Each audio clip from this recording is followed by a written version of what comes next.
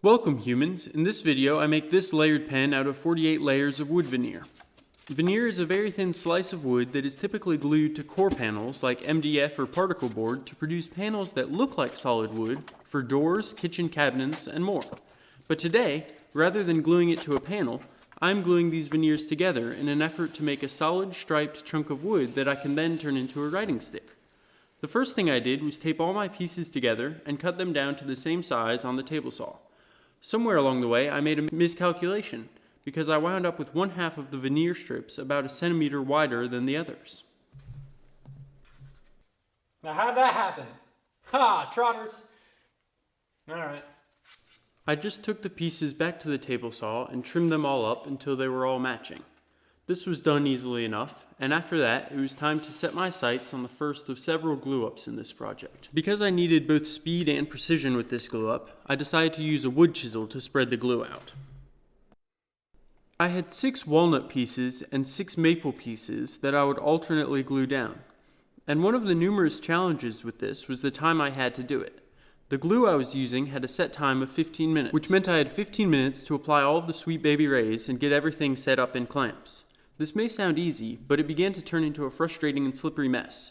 I put some blue tape on some pieces of plywood to evenly distribute the clamping pressure throughout the entire piece, and also to protect the outside veneer pieces from any marring from the clamps.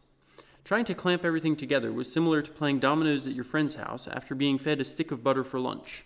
You really just want to be done with the whole situation, but everything is slipping around so much because your fingers are slippery. After some great struggle, I finally got the pieces into the clamps. I use C-clamps because, like me, they have supreme squeezing capabilities. There was a cricket that decided to reside in my shop for near on a week, so you may hear it in the background of some of these clips. Enjoy. I struggled a bit to get the 2 pieces of plywood off of the veneer. Ha! My love! Yes!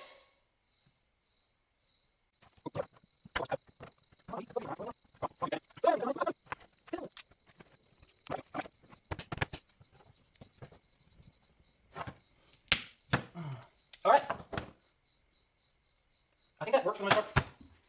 After struggling for some time and talking to myself quite a bit, I finally detached the plywood and blue tape piece from the veneer. From there, I could cut the chunk in half at the table saw. So now it's almost time to glue together the 2 pieces right here. But before I do that, I've got just a little bit of leftover glue that somehow got on the edges that I want to glue up right now. So what I'm going to do to fix that is take some sandpaper and sand it just very lightly to get rid of the glue. I don't want to sand through the first layer of veneer though, because that would mess up the whole design.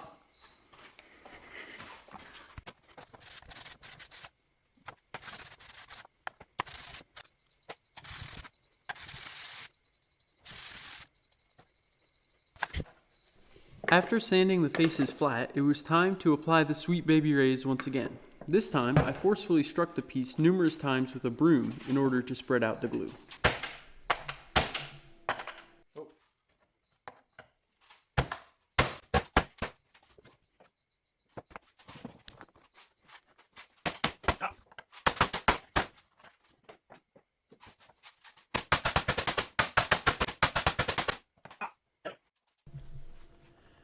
After I asserted total dominance using the broom, I put some squeeze clamps on the piece for the second time thus far in the project and waited for the glue to dry. If you've watched my videos before, you know what's next. Enjoy!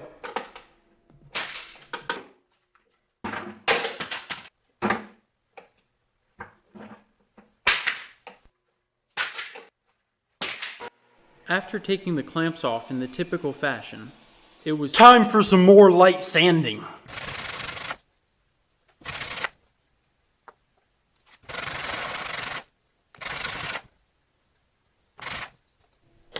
The time came for the third and final glue up, and for this one, I used a light bulb as a glue spreader. It was quite nice. The smooth, rounded surface of the light bulb made for very easy spreading and application. And as an extra bonus, the light bulb was still fully functional afterwards.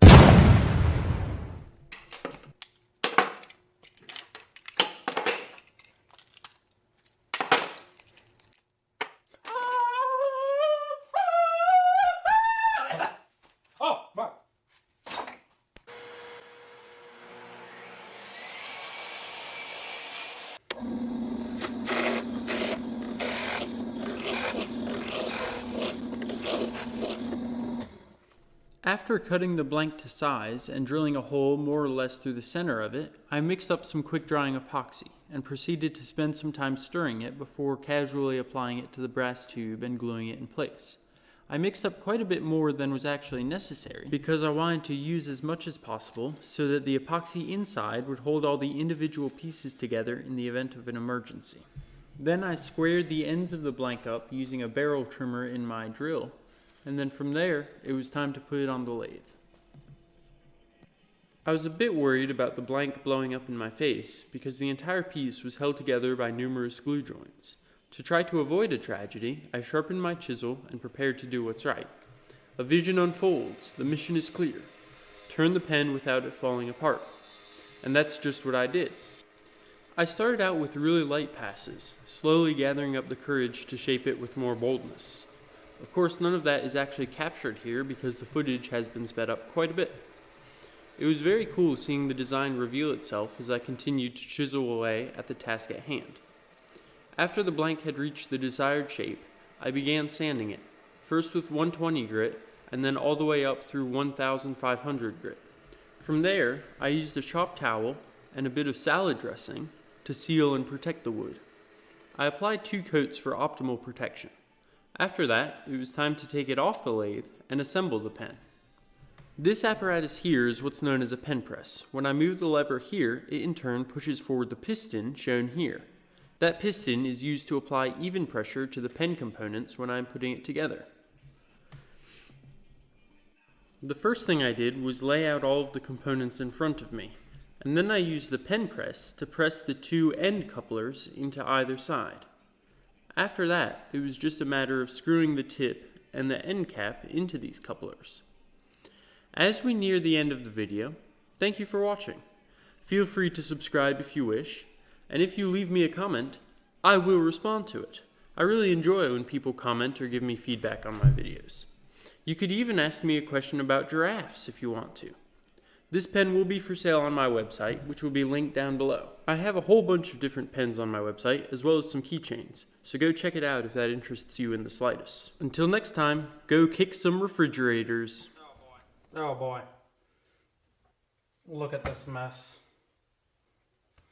Don't feel good about this.